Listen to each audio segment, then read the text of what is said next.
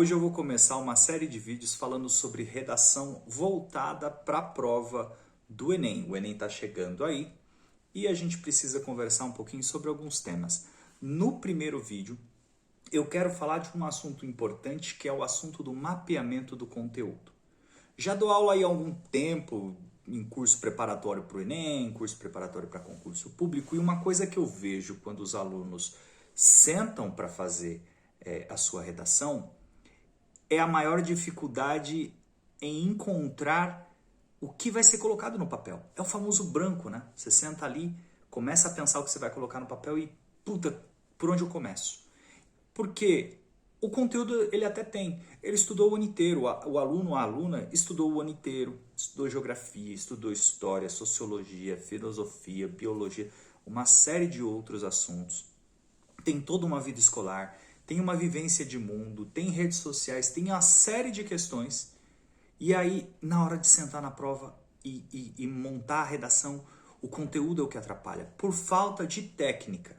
Ele até entende a estrutura da redação, mas a técnica para mapear esse conteúdo acaba dificultando um pouco como que ele vai conseguir colocar conteúdos no papel de forma organizada, de forma bem selecionada, organizada e clara para quem está lendo. Então, na tela aí eu vou reproduzir para vocês um materialzinho que vai nos ajudar, nos auxiliar aí neste pensamento. Então a ideia aqui é mapear o conteúdo de uma redação. Então, a aula aqui não é uma aula de conteúdo.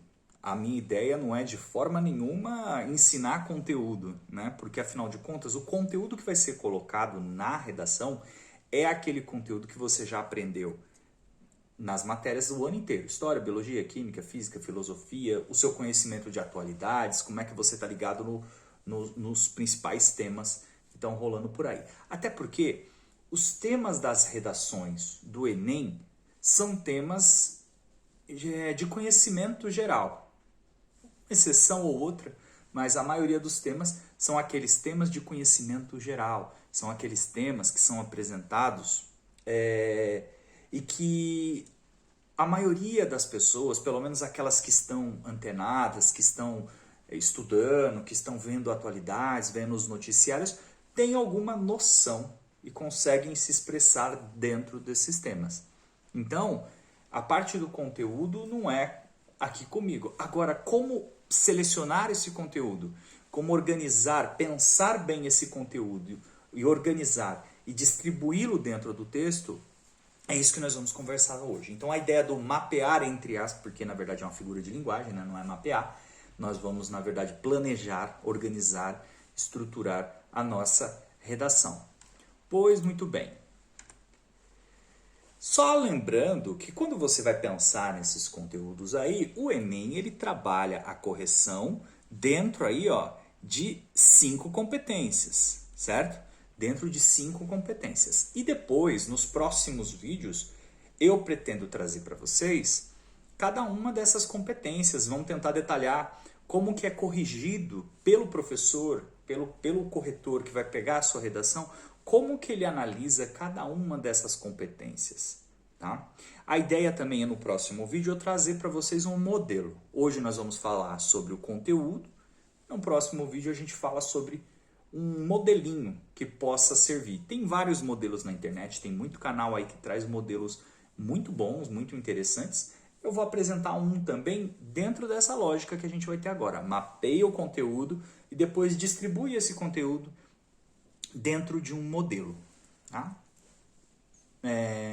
Então aí tá as competências. A primeira competência, todo mundo sabe, é aquela parte que fala sobre a língua, o seu conhecimento da língua formal, né? Vai ser avaliado aqui os desvios de linguagem, os desvios estruturais, os desvios sintáticos, né? A segunda competência vai saber o seu conhecimento sobre o tipo e o gênero textual, que é o dissertativo argumentativo, e também a sua capacidade de selecionar os conteúdos e distribuir conteúdos de outras áreas de conhecimento, né?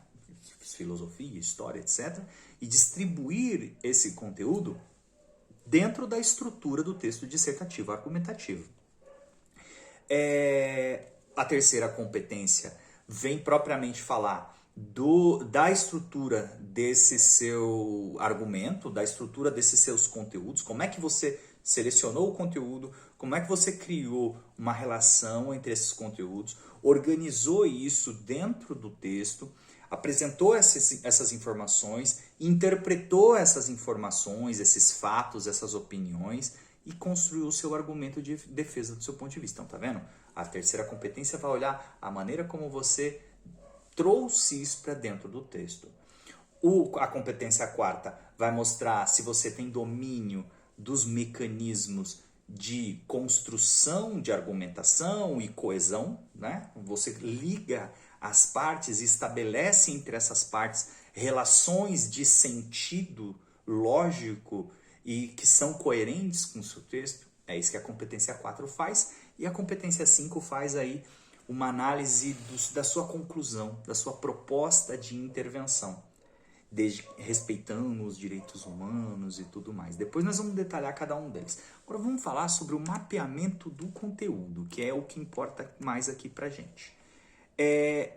Para pensar no conteúdo, a gente tem que pensar na estrutura do texto. Você tem que lembrar que o seu texto dissertativo, o texto dissertativo argumentativo, ele é um texto que tem que ter introdução, né? Cadê minha canetinha aqui? Bom, vamos pensar aí na estrutura do seu texto. Você tem que lembrar que o seu texto, ele tem que ter a introdução, e a sua introdução, ela tem que ter cara de introdução. O que é cara de introdução? A gente vai falar daqui a pouquinho, mas tem que ter cara de introdução. Só um minuto. Tem que ter cara de introdução. O seu desenvolvimento, você vai apresentar. Quantos parágrafos de desenvolvimento? Para uma redação do Enem, eu sugiro para você de 2 a 3 parágrafos, mas pela estrutura que eu vou apresentar hoje para vocês, eu sugiro apenas 2 parágrafos. Daqui a pouco vocês vão entender a minha lógica. Parágrafo de desenvolvimento. E aqui no final, o seu último parágrafo de conclusão. Então, essa é a estrutura, todo mundo aprendeu isso, estudou bastante isso, e ela tem que ser respeitada. Não só nesse sentido de introdução no primeiro parágrafo, conclusão no último parágrafo, isso daí é mera formalidade. O que vai ser avaliado, além dessa formalidade, é o conteúdo que está dentro dessa introdução. Qual o conteúdo que é obrigatório dentro de toda a introdução? Qual o conteúdo que é obrigatório dentro de todo o desenvolvimento? Qual o conteúdo que é obrigatório dentro de toda conclusão? É isso que a gente vai tentar ver. Então vamos mapear o conteúdo e depois vamos distribuir. Bom, quando a gente pensa no mapeamento do conteúdo, então, a gente vai começar a pensar o seguinte. Por onde eu começo? Eu sentei lá, chegou minha redação, eu cheguei na parte da redação, vou fazer essa redação agora. Li aqueles textos motivadores, tem lá aquela sequência de textos motivadores, eu li aqueles textos motivadores. Por onde eu começo? Primeira coisa que você faz é, qual é o tema? Qual é o tema? Qual é o tema que está sendo tratado por essa redação? Isso é muito importante, o tema específico. O tema é violência contra a mulher, o tema é sobre movimentos migratórios no século XXI, o movimento é educação para surdos. Você tem que ter o tema, e aí você vai escrever lá num cantinho qual que é o seu tema. Você tem que ter claro isso. Escreva uma frase sobre o seu tema. Escreva, mas o tema já está lá, não importa. Escreva, de preferência até parafraseando aquela frase que está lá nos textos motivadores. Tá? Você não vai usar os textos motivadores, não é isso que eu estou te dizendo. Eu estou dizendo para você parafrasear, porque você vai usar frases mais de uma vez dentro do seu texto, só que reestruturando essa frase. Então, a primeira coisa que você vai fazer é, qual é o meu tema? E aí você vem aqui e escreve o seu tema. Tá ótimo. Qual que é o problema? Aí a segunda pergunta, essa aqui é a primeira coisa que você tem que fazer. A segunda coisa que você tem que fazer deriva da primeira, obviamente. Que é, qual que é o problema que está envolvido aqui? Problema. Falar e escrever ao mesmo tempo dá problema. O problema. o problema que esse tema traz. Então, quando você pega lá, vamos pensar num tema que é consumismo, por exemplo. Consumismo. O tema lá é, as questões do consumismo no século XXI. Esse é o tema. As questões do consumismo no século XXI. Qual que é o problema específico aqui? Qual o problema que você vislumbra? Isso daqui vai ser a sua tese. Você vai trabalhar a partir daqui, né? Qual que é a sua opinião em cima desse tema a partir de um problema? Então, qual que é o problema que você enxerga ali? Pô, peraí, se eu estou falando de consumismo, cara, o consumismo para mim, ele impacta, o problema principal do consumismo é nas questões ambientais. Aí você vem aqui e coloca a sua tese, o problema que você vislumbra com relação a este tema. Tá? O problema é esse, as questões ambientais. Opa, tá vendo? Então você vai escrever aqui, ó. Ou escreve uma frase maior, né? Existe um impacto direto entre as relações exageradas de consumo, que é o consumismo, e os recursos naturais, por exemplo. O impacto, né, no meio ambiente. O consumo de recursos naturais para poder satisfazer o interesse consumista, tá vendo? Eu estou parafraseando, eu estou escrevendo a mesma coisa de várias formas, porque a gente vai poder usar isso. Ótimo, mapeei então agora qual que é o problema. Aí eu te pergunto a terceira coisa que na verdade vai se desdobrar em outras duas, né? Que são na verdade 3.1 e 3.2. Quais são os motivos que você vislumbra esse problema? Tipo, o que é que motiva? Qual é o motivo que você enxerga isso como um problema? Por que que isso é um problema? Por que que o consumismo impacta no meio ambiente? Né? Por que que você acha isso? Qual que é o seu motivo? Só que você vai dar dois. Você vai dar um motivo 1 e o motivo 2. Daqui a pouco você vai entender o porquê. Qual que é o motivo? Então, qual que é o problema, qual que é o motivo que te leva a entender que isso é um problema, que o consumismo é um problema para o meio ambiente? Aí você vai escrever, ó, é um problema para o meio ambiente, ou aquele problema que você deslumbrou por causa disso. Então, esse aqui é seu motivo 1, né? Esse é o motivo 1. Por exemplo, aqui, vamos pensar, a questão do consumismo e meio ambiente é a questão dos recursos. O uso exagerado dos recursos naturais, usa-se mais recursos naturais do que a natureza é capaz de suprir. Então você tem um desequilíbrio no uso do recurso. Então esse é um motivo para mim, estou pensando agora aqui, um motivo para mim pensar, para eu pensar que o consumismo é um problema que impacta diretamente no meio ambiente. Que existe um desequilíbrio entre o fornecimento de recursos naturais e a quantidade de consumo desses recursos naturais. Então eu venho aqui e escrevo esse meu... Então tá vendo? Eu venho aqui e escrevo meu tema, eu escrevo o problema que eu vislumbro, eu escrevo o meu primeiro motivo que eu entendo por que que isso é um problema. E depois eu venho aqui no segundo motivo e escrevo qual que é o meu segundo motivo. Tá, o primeiro foi porque eu acho que tem um desequilíbrio.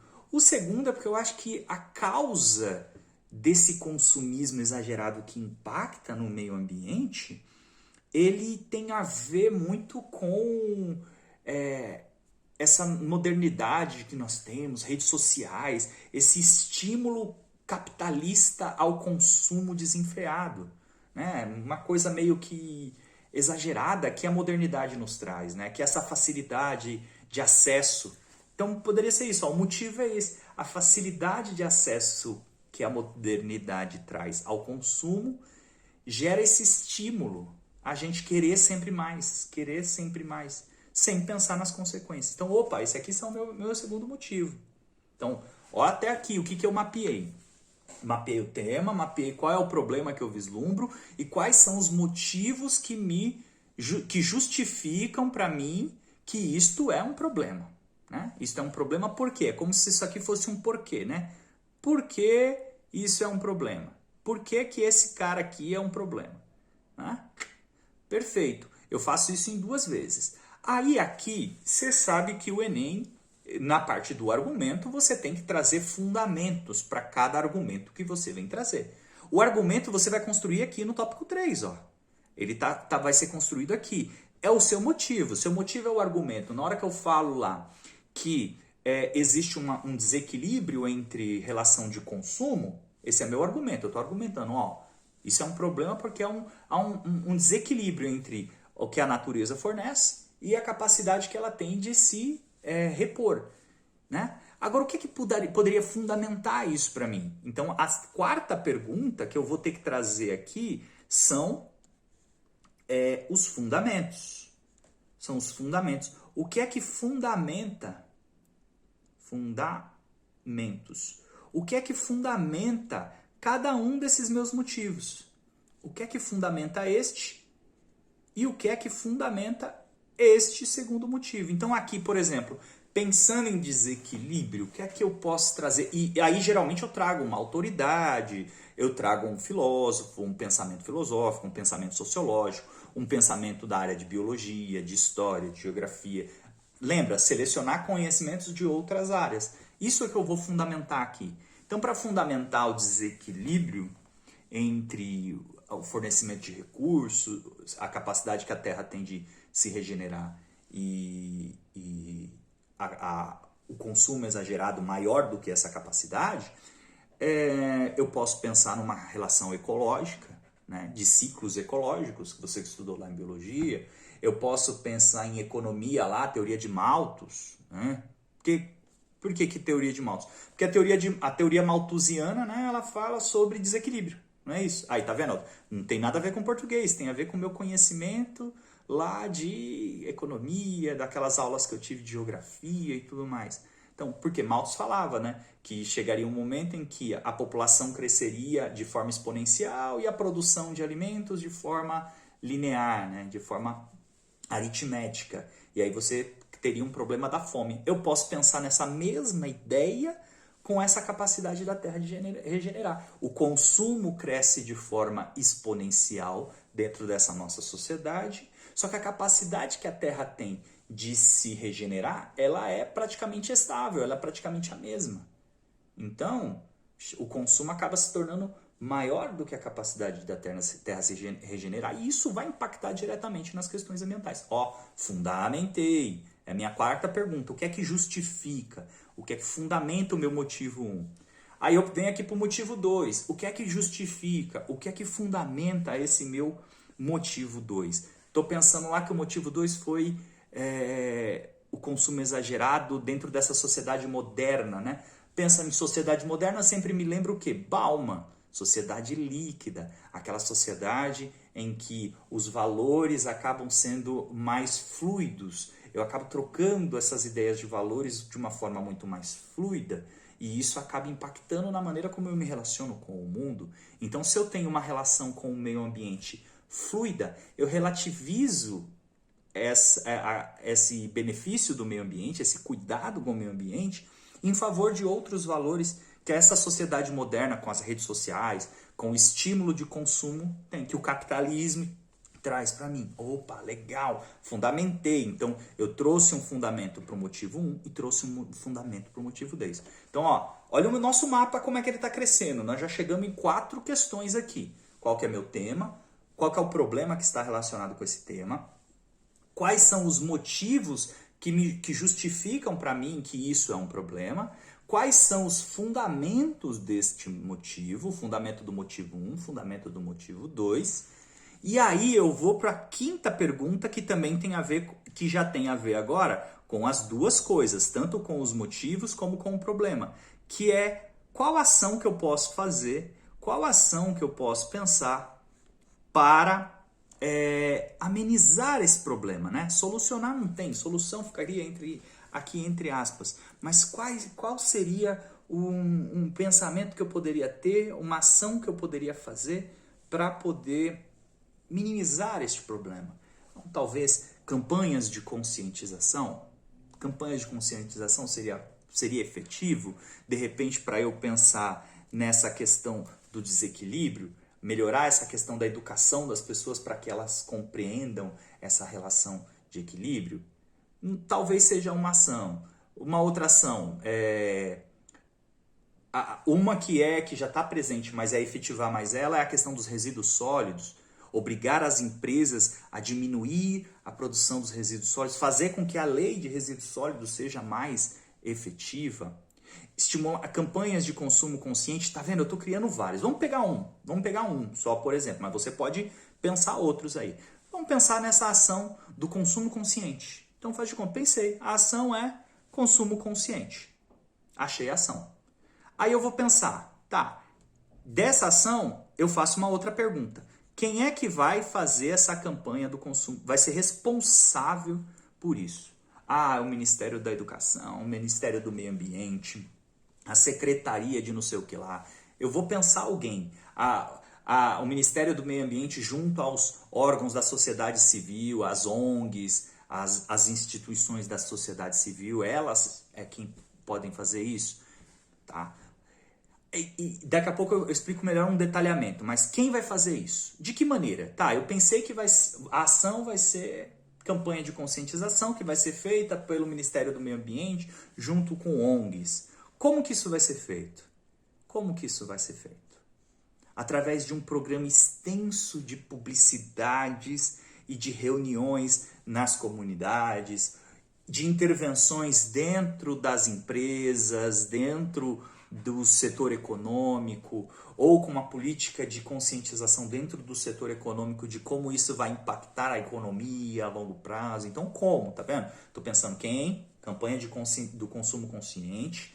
Vai fazer o quê? Não, quem vai fazer o quê? É a ação. Vai ser feita por quê? De que forma? Através de intervenções dentro das empresas, das escolas, junto às comunidades, numa publicidade de massa. Ah, legal, pensamos o como. Qual que vai ser o efeito? Ou qual que é o efeito que eu espero? Qual que é o efeito que eu espero dessa campanha? Eu espero que isso reduza o número de resíduos sólidos, que isso estimule uma compra por parte dos consumidores mais planejada. Então, é o efeito que eu espero. E por fim, eu tenho que depois pensar um pouquinho mais no detalhamento. Mas depois eu explico isso aqui. Detalhamento, que isso é um critério de correção do Enem. Como assim? Como que eu vou detalhar um pouquinho mais a ação? É eu falar um pouquinho a mais sobre a ação, é eu falar um pouquinho mais por que o Ministério do Meio Ambiente e as ONGs é quem vão fazer isso daqui. Porque eles são os órgãos diretamente responsáveis pelo cuidado ao meio ambiente. Ó, eu já detalhei, só de colocar essa frase eu já detalhei qual é o motivo que me leva a pensar no Ministério do Meio Ambiente e nas ONGs. Como que vai ser feito? Eu falei, através de intervenções nas empresas. Como assim? Como assim? Como é que vai ser feita uma conscientização do consumo consciente, o consumo consciente dentro das empresas? Dou uma explicadinha um pouco melhor.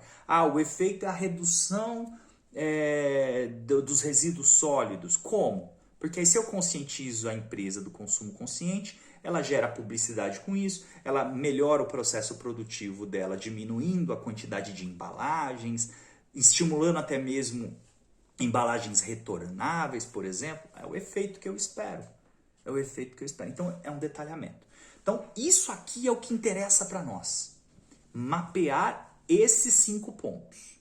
Tá? Depois você senta, coloca isso no papel bonitinho, faz um exercício, pega uma redação anterior e tenta só mapear. Eu não quero que você escreva ainda. Você vai escrever depois que tiver mapeado. Porque depois que tiver mapeado, o negócio fica um pouquinho mais fácil. Porque aí a gente vem tentar distribuir esses conteúdos dentro dessa lógica aqui que tem que estar presente na nossa estrutura da redação. A introdução, você tem que mostrar qual é o tema, qual é o problema que esse tema traz, ou seja, a sua tese, e dar uma leve apresentação só. Por que você pensa que isso é um problema? Só dando aquela leve apresentação do seu motivo 1 e do seu motivo 2 aqui. Isso tem que estar presente na introdução. Na hora de corrigir, o examinador vai olhar isso. Aí você vai para os parágrafos de desenvolvimento, que lembra que eu sugeri para você que seja 2. Por quê? Porque eu tenho um motivo 1 e eu tenho um motivo 2. Se você quiser 3 parágrafos de desenvolvimento, você apresenta o motivo 3. Cada parágrafo do desenvolvimento vai trabalhar um dos motivos. E aí você vem no primeiro parágrafo do desenvolvimento, faz um mecanismo de coesão, né, para iniciar o primeiro parágrafo de desenvolvimento e apresenta o seu motivo 1. Aí você pode, se estiver trabalhando alguma questão que seja melhor detalhar, você conceitua o que é desequilíbrio ecológico. Né? Porque eu falei lá, o meu motivo é uma questão de desequilíbrio ecológico entre recursos naturais e o consumo. O que seria isso? Explica melhor. Aí você vem e justifica, aí você traz lá o seu fundamento para esse seu motivo. No meu caso lá foi a teoria do Malthus. Beleza? Aí eu faço uma conclusão dizendo que isso faz sentido. Então, ó, se o Malthus pensava dessa forma, essa lógica se estende também para as questões ambientais, uma vez que vai haver um maior consumo do que a capacidade da Terra de repor. Beleza, termino o meu parágrafo 1º do desenvolvimento. Vou para o parágrafo 2º. E aí eu trabalho o meu motivo 2. Apresento uma coesão, apresento esse meu motivo 2 de uma forma mais detalhada. Lembra? Eu escrevi ele aqui, agora eu reescrevo ele ali, só que com outras palavras. Eu faço uma paráfrase, né? Aí, se tiver alguma questão para conceituar, no nosso caso aqui foi a questão do consumismo e a modernidade.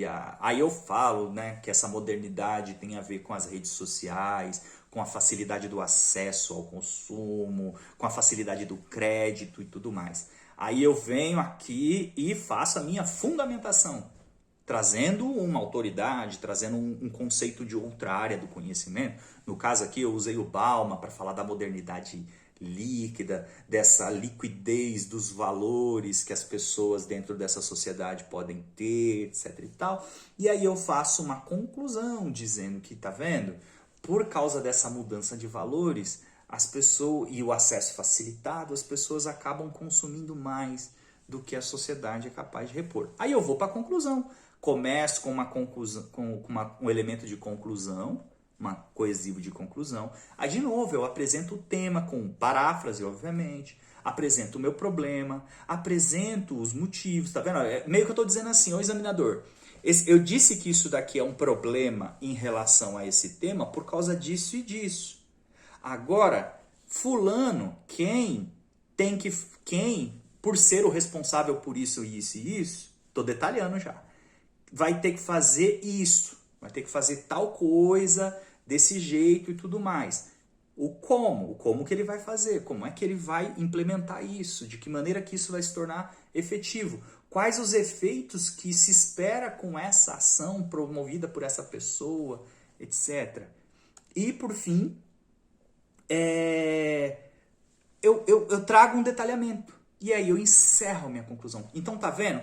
Pensar na sua redação dessa forma, primeiro mapeando o conteúdo e depois distribuindo o conteúdo dentro dessa lógica, acaba ficando muito mais fácil. Não estou dizendo que é fácil fazer a redação, porque você tem que mapear o conteúdo. Mas quando você tem técnica, a técnica te ajuda a construir uma redação de muito mais qualidade. Agora, se você pega isso daqui, aprende bem mapear, e o que eu quero que você faça agora é isso. Sente, pega uma redação, pega um tema de redação e tente mapear. Se já quiser, depois do mapeamento, já construir um texto, maravilha, é bom. O treino vai te ajudar. A prova está chegando aí e a nota da redação vale muito na sua prova, tá certo? No próximo vídeo eu vou tentar trazer para vocês um modelo. Vai ser um vídeo um pouco mais rápido, onde eu vou apresentar um modelo no qual a gente distribui esses conteúdos aí, esse mapeamento dentro desse modelo para vocês. E nos outros eu pretendo falar sobre a correção, como que é o mecanismo de correção, para você saber o que o examinador espera de você na sua redação, para você não perder ponto bobo, né?